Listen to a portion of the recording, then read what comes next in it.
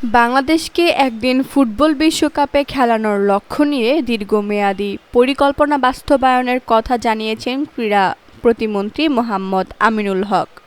তিনি বলেছেন, বিদ্যমান সীমাবদ্ধতা কাটিয়ে আগামী 15 থেকে 20 বছরের মধ্যে বাংলাদেশের ফুটবলকে বিশ্বমানের পর্যায়ে নিয়ে যাওয়ার চেষ্টা চলছে।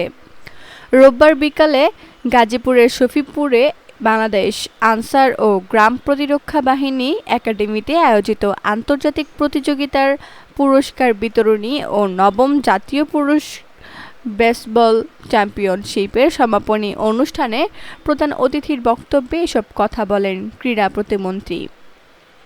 তিনি বলেন, বাংলাদেশ একদিন ফুটবল বিশ্বকাপে খেলবে, এই লক্ষ্য সামনে রেখেই প্রস্তুতি নেওয়া হচ্ছে। দেশের ফুটবলে কিছু সীমাবদ্ধতা থাকলেও সেগুলো অতিক্রম করে বিশ্বকাপের মঞ্চে জায়গা করে নেওয়ার প্রত্যাশা ব্যক্ত করেন তিনি। আমিনুল হক বলেন, আগামী 15 থেকে 20 বছরের মধ্যে বাংলাদেশের ফুটবলকে বিশ্ব ফুটবলের মানচিত্রে শক্ত অবস্থানে নিয়ে যেতে কাজ চলছে। জাতীয় দলের খেলোয়াড়রা ভালো পারফর্ম করছেন উল্লেখ করে তিনি বলেন, হামজা চৌধুরী, জামাল ভুঁইয়া সহ দলের সবাই নিজেদের সেরাটা দেওয়ার চেষ্টা করছেন। তিনি আরও বলেন, উপমহাদেশের ফুটবলে আধিপত্য বিস্তারের লক্ষ্য নিয়ে বাংলাদেশ এগিয়ে যাচ্ছে। সামনে নভেম্বরে সাফ ফুটবল চ্যাম্পিয়নশিপ রয়েছে। 2003 সালে সর্বশেষ সাফের শিরোপা জিতেছিল বাংলাদেশ।